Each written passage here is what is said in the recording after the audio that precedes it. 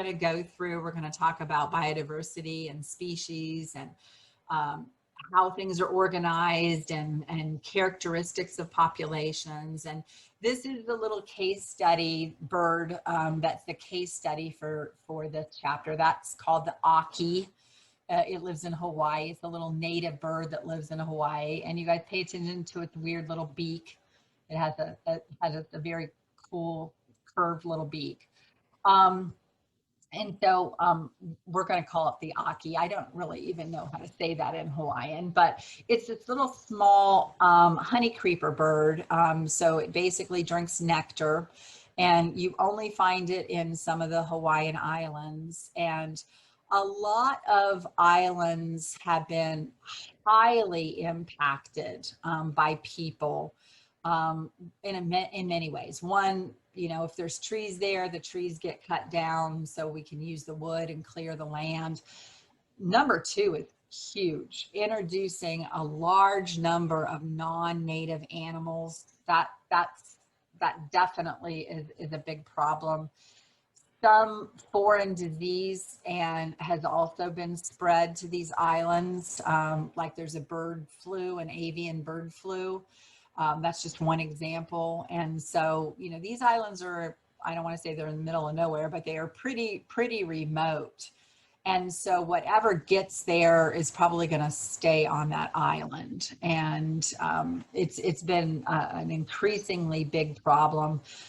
For the non-native animals, I actually saw this really neat video online. One of the islands, I think it's Kauai, was absolutely becoming overrun with feral house cats.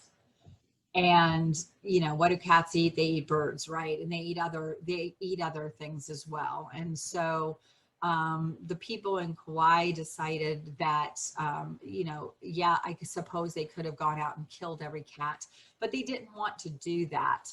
So they started a really intensive program of catching and neutering those cats, spay and neutering them, and then relocating them. So they took them to an even tinier little island, and it's like cat heaven if you're a cat. They're fed for, they get medical treatment. The idea is by taking all the cats off Kauai, that would give the native species a chance to come back without killing all the cats. They didn't want to do that. So feral cats, even in our area, are a huge problem. I don't know if anybody here is in a neighborhood where there are stray cats, but cats are very deadly. I've had cats, for most of my life, and even though they're fat and happy and they're a house cat, if they get a chance to go outside and kill something, they would do that. That's just kind of what they like to do. So let's talk a little bit about what a species is, because I'm going to use that term with you quite a bit. And a species is if you have a population where the members can breed with each other and their offspring are fertile. What does that mean when I say fertile offspring? They're able to reproduce. Yeah. So does anybody know of a couple of animals that look like each other, but when they have babies together, the babies are always sterile? A zebra and a horse. Yep. Hey, what do you call a zebra and a horse? Do you anybody know what that's called? The horse. Somebody say it again. Okapi. Really? Okay. I just wondered what that was. By the way, there's a guy that just lives a little bit north and west of Middletown, and he raises zebras. I don't know if anybody's ever been by his place, but I got to go there and look at the zebras last year when they had babies, and they were like the cutest things ever. I was thinking that somebody might tell me a mule. Do you guys know how to make a mule? A donkey and a horse. Right. And mules are always sterile. So that's how we know that a donkey and a horse are separate species, because when they do breed together, their offspring's sterile. So what's a population? That's pretty easy. It's a group of the same individuals, species that are living in the same area at the same time. So that term population sort of stands up for lots of things. So when we talk about evolution, this is really the source of how the earth came to be so diverse. And evolution is simply the change over time. And so there's biological evolution. And so this is the genetic change in populations over time. And so when genes are changed, that may then lead to you looking different or having different kinds of behavior. And that's really what evolution is. It happens super, super slowly. It doesn't happen overnight. And then it has to be a change that's heritable, meaning that your offspring have to be able to get that change in the DNA as well. And so some people are like, I don't believe in evolution. People used to didn't be monkeys. That's not what really evolution is all about, right? It's about saying that genes do change, things do mutate and change, and new species get formed that way. Natural selection is sort of really the mechanism that kind of causes all of these different organisms to change over time. And so any of those genetic changes that you inherited that somehow affected your survival and reproduction, those changes get passed on more frequently because you've survived. You're now old enough that you can have offspring.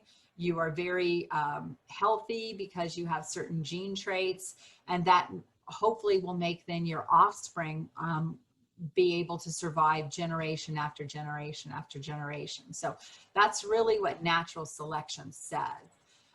It's really about your ability to have the best traits that you can have for the environment that you live in. It's not to say that if the environment changes, maybe then you're not going to be so genetically fit. When I used to hear about natural selection, and people would just say survival of the fittest. I thought they were talking about like physically fit, right? So it's really genetic fitness. How those genes that you all have, and everybody's different. Everybody already has mutations in them. Are those genes then going to be passed down to your children? And that's going to make your children and your grandchildren, your great-grandchildren more able to live and survive and reproduce. And if that's true, then you are very fit. Genetically, you're very fit. What happens if you decide not to have any kids, you guys? What's your genetic fitness? If you decide not to pass your genes on and don't have any offspring, what's your genetic fitness? Put a number to it. 0. Right, 0.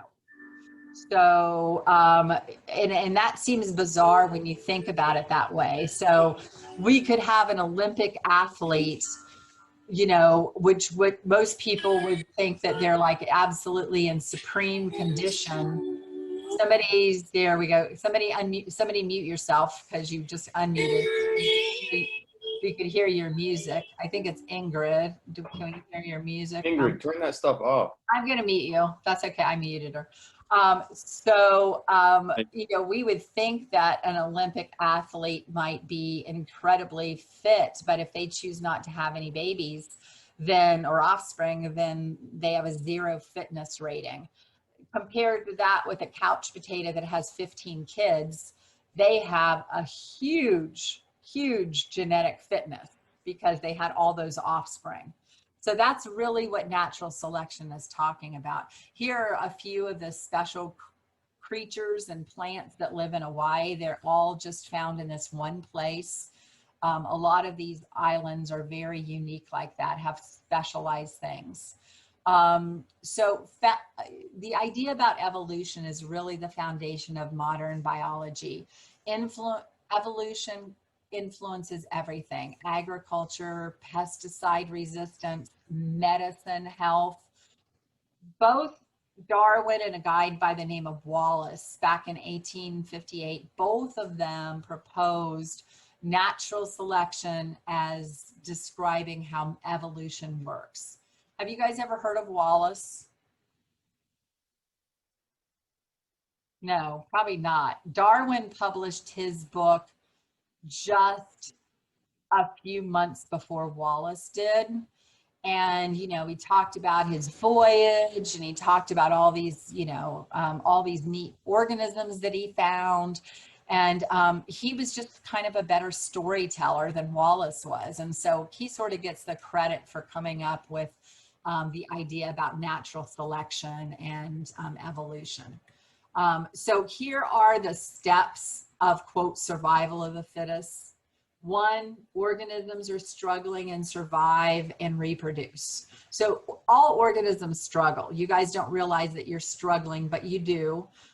You know, getting food, getting enough money to buy food, having a place to live, having water, all of those things can be a struggle.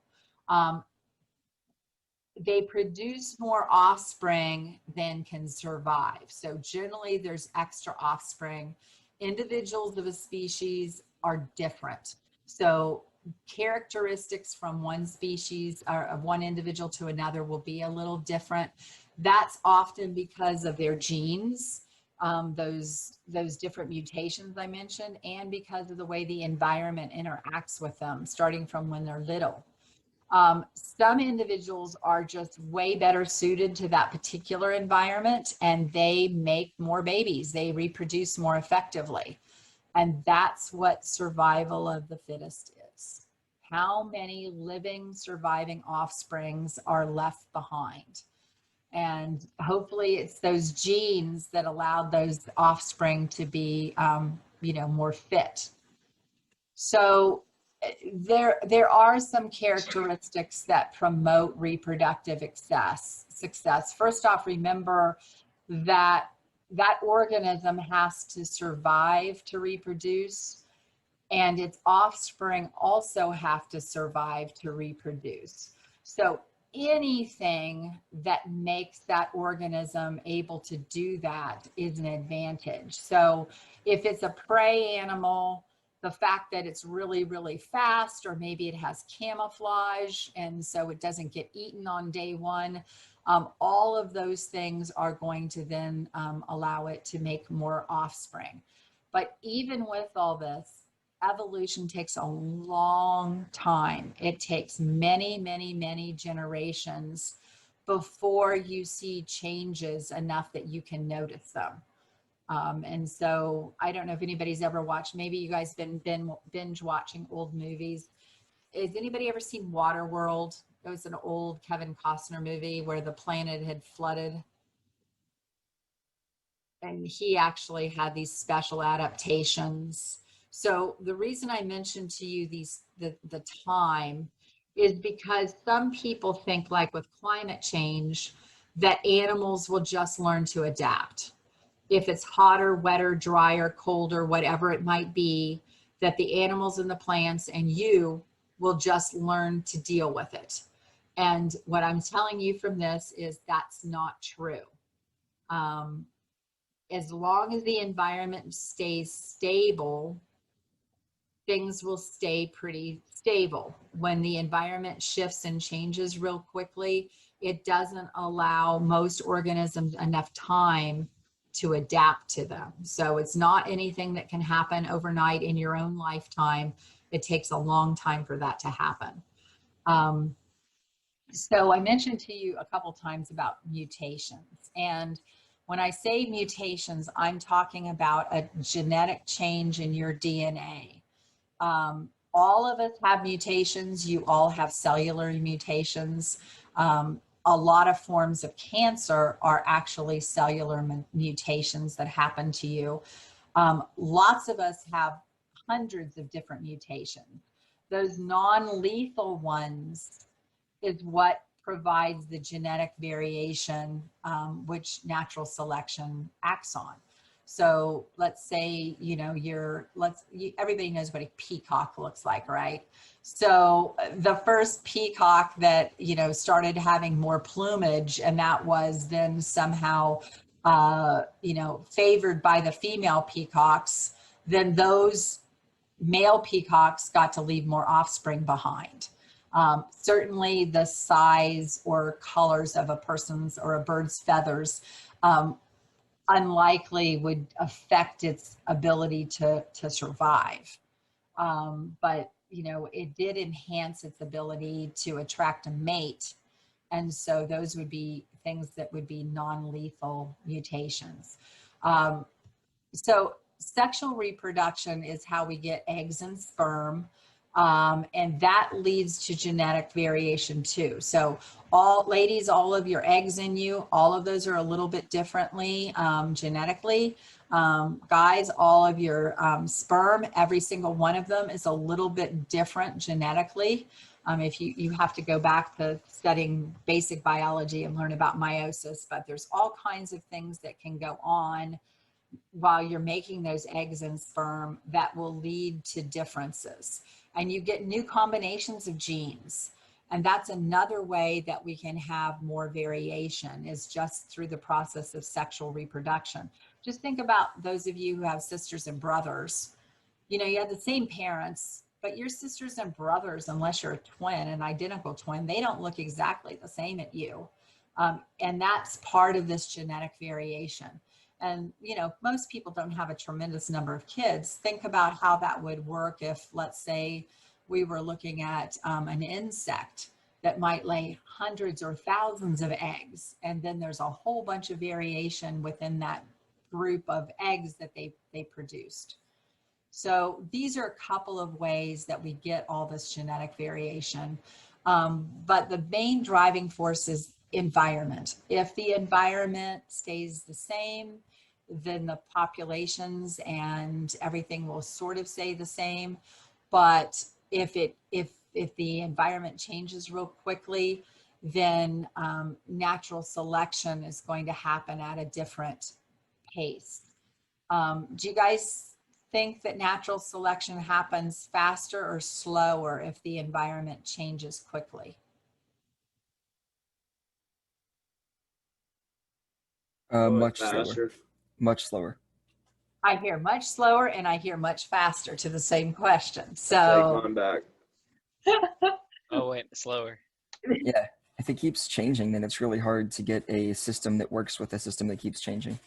well, If right. they all If keep it- dying, then they can't reproduce. Correct. Exactly. So it really depends on how extreme those changes are. If it's an aquatic organism and the temperature goes up 1 degree, that might be enough for some organisms not to be able to survive.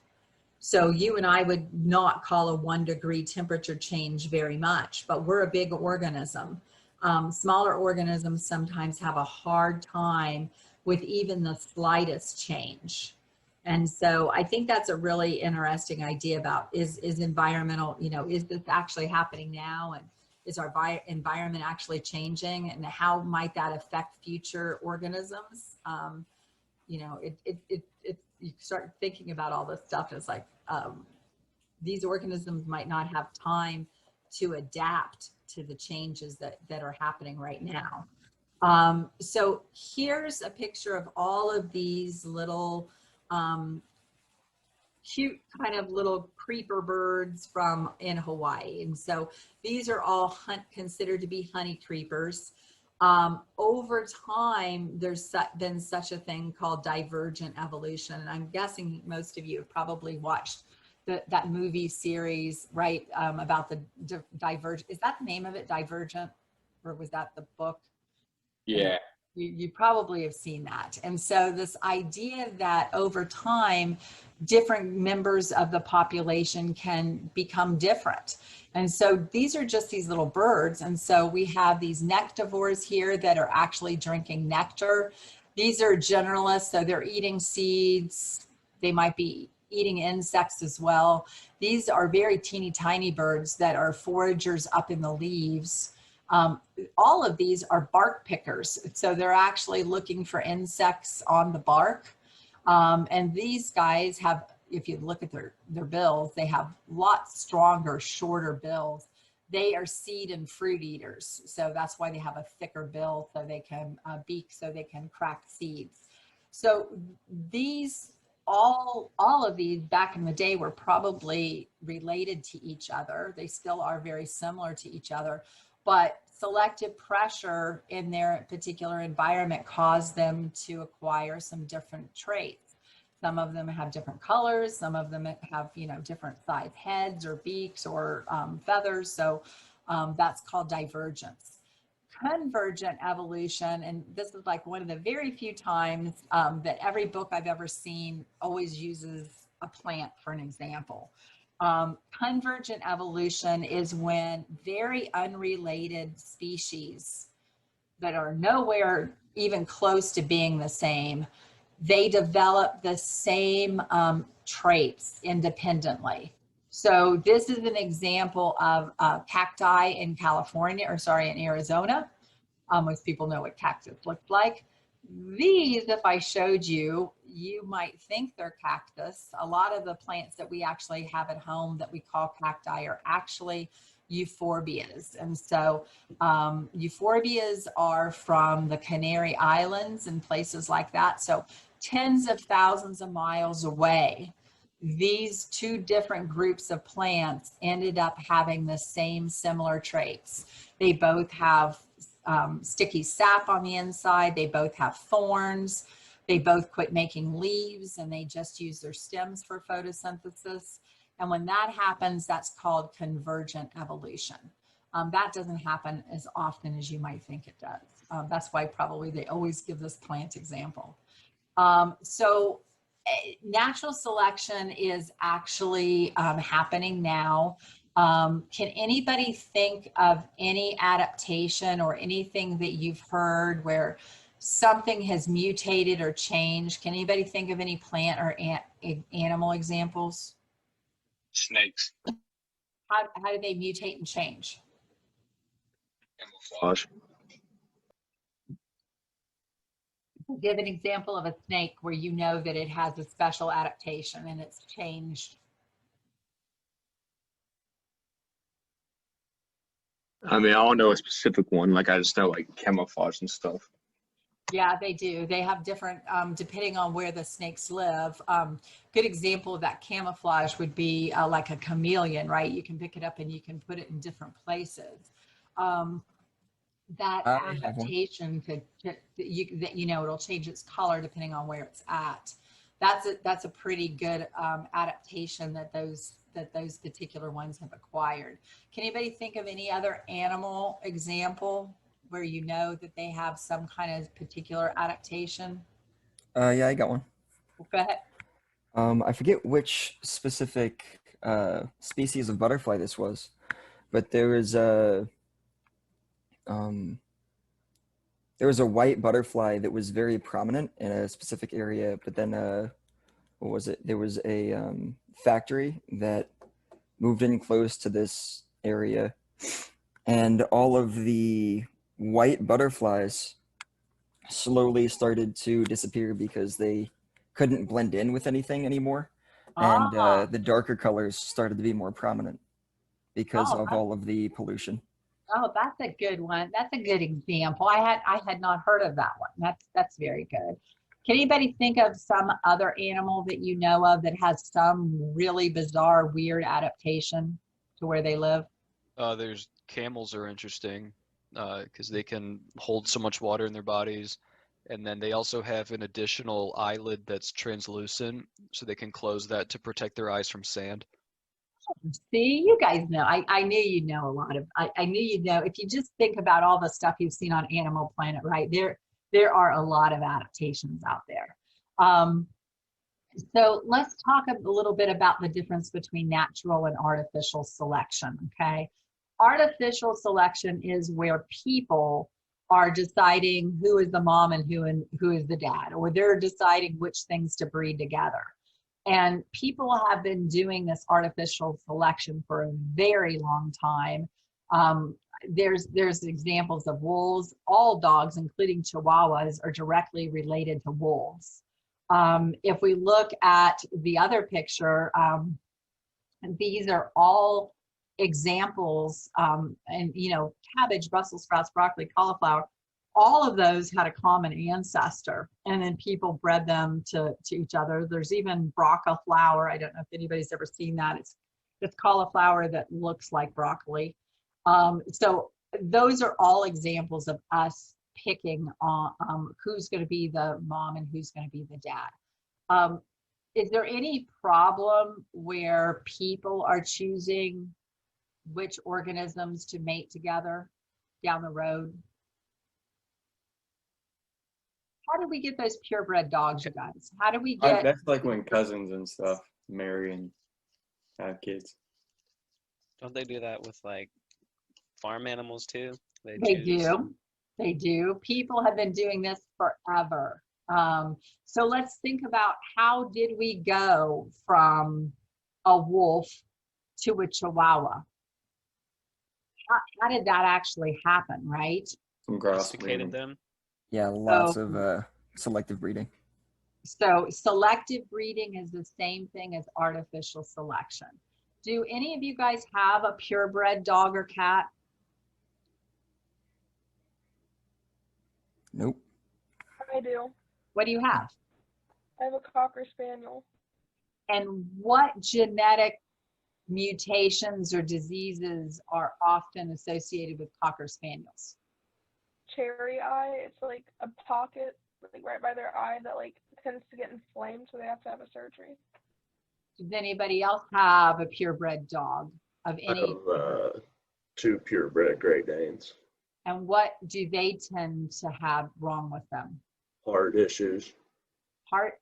And I know my neighbors had a pair of Great Danes, which I had never been around Great Danes before, but when my neighbors bought their house, I loved their dogs. They were the sweetest dogs I think I've ever met in my life. They looked so scary, but oh my gosh, they were so nice. They had a problem with their stomach twisting in one of the dogs, and it had to have an immediate $2,000 surgery. Have you heard that about Great Danes before, about their stomachs? No, but my other one, like we had another one, and it had like a bunch of digestive problems, and it had like pancreatitis and stuff, like a bunch of diseases. And she didn't live very long at all. Does anybody else have a purebred anything? My dad also has 2 Great Danes, but like he obviously lives in another state, and I know like they have a lot of hip issues. Like their hips, like as they get older, tend to like get like a degenerative like bone issue. So why do you think that all of these purebred organisms have known genetic problems? I have a question. Sure. I have a Cocker Spaniel, but it doesn't have a tail. Like, is there something wrong with my dog? No, Cocker Spaniels get their tails docked when they're born. Yeah, a lot of people, docked is the same word for cut off. So, Oh, yeah. that same thing happened to me. Yeah. So yeah, that happens. So let's think, for instance, if we were going to go from a dog, whatever dog it might be, let's say for whatever, and I used to have golden retrievers, but I don't anymore. I have 2 months. Let's say I had a golden retriever, and she had puppies, and one of the puppies had purple fur, beautiful, bright, natural purple fur. Do you guys not think that a purple golden retriever would be worth a lot of money? Right? Whatever its trait might be. I'm just picking something way far out there, right? So it had some unique fur that made that one really desirable, but it was the only one in the world like that. How do I make more of them? Breed it with another one? So I have this purple fur dog. How do I try to get purple puppies? What would I do? You would have Either to. pure breed it or hope that that trait's dominant. Yeah, but we probably know it's not dominant, right? Golden retrievers generally are gold, Yeah, so it's it's not probably not dominant. dominant. What do you think, Maura? So pretty much, you would have to find or another golden retriever that was dominant recessive gene, and then you would have to pair it with a double recessive gene in order to get a 50-50 chance to even have them. And how does that happen if I have the only one in the world that looks like that? You would have to like inbreed it with another puppy from that litter. You could mate it with its brother and sister to see if you might be able to get more purple puppies, or you could breed it back to see which parent had the gene, right? So if it was a girl puppy, you could breed it back to its father. If it was a boy puppy, you could breed it back to its mother. And that's how all of these purebred animals came to be, you guys. They bred them back to members closely related to them, and with the idea that you would be able to create that trait over and over again. So you had a whole bunch of dogs or whatever it might be that looked all the same. What do we call that when you breed organisms back to closely related members? Inbreeding. Incest. Usually we reserve the name incest if it's for people, but yeah, it's inbreeding for sure. And so that's why all of these purebred organisms have a bunch of genetic defects, is because when you breed two organisms back that are closely related, you don't just get to pick which trait you're going to get. You're going to get all of them. And so if there are other defects like eyes or hip dysplasia or other issues, then that's going to become more pronounced. And so that is a common problem with animals that people have manipulated and bred. Almost all of them have some known genetic issue associated with them. So I think let's finish this slide and then we'll stop, because I promised I'd let you guys go a little early. So this sort of breaks down the different kinds of biological diversity, or we're just going to say biodiversity. That's what it means. So the variety of life is across all of these things. It's the genes that you have, it's the species, how much diversity is in those species, how many species make up that population, and how big is the community. Right now, we think there's about 1.8 million different species out there, but probably more than 100 million species exist. And we just haven't identified them all yet. I don't think the last bullet point should be news to anybody. Tropical rainforests are incredibly rich in biodiversity. That they have more biodiversity than anywhere else. Does anybody know why the tropical rainforests have more diversity than any place else on the world? They're mostly untouched by people. Some they've been undisturbed for a really long time. That's right. What else? It's very difficult to survive there, so dominant traits kind of have to be found for species to survive. That's one of the reasons why, there's a lot of, we're going to talk about niches on Wednesday, but these organisms are all sharing one area. And so just like with that Aki, where there were some of the birds that are using nectar and some are eating seeds, they had to eventually diverge from each other, and that kind of what triggers diversity. And one thing that you may not know is that the tropical rainforest, that whole big tropical area there around the equator, that has not had multiple ice ages. So the rest of the world, including North America and Ohio, has sort of been reset a couple of different times by major ice ages coming through and kind of wiping things out. And I know you guys all grew up watching those ice age movies. So you saw that. So the rainforests have never had to deal with that. And so those areas have been fairly intact and undisturbed, environmentally undisturbed for millions and millions of years. And that's why, one of the reasons why they're so diverse there. So before I let you go, anybody who is not registered for mastering by the end of today, I'm going to drop you. I'm not doing that to be mean. I'm doing that because you've already missed 2 weeks worth of work. And so they gave you a 2-week free, you had a 2-week free trial. Some of your trials end in another day or two, but at least you've been able to do your homework and quizzes and stay online. But I know there are 3 people in our class that haven't done anything and they haven't registered for anything. And so they're behind. So if that's you, then read back the first couple announcements I sent and get online and get something done, at least get registered. I think giving you 2 weeks to get that done has been pretty fair. So does anybody else have any questions? I don't mean to be mean to people, but yeah. I just wanted to ask if I could talk to you for a couple minutes after we end class.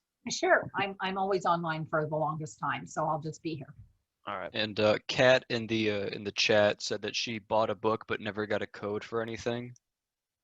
Well, the codes are a separate purchase. So if you just bought the book, you had to buy the code too. And so you can purchase the code as a separate thing. And you can do that right from our mastering. You can do it right from our Canvas website.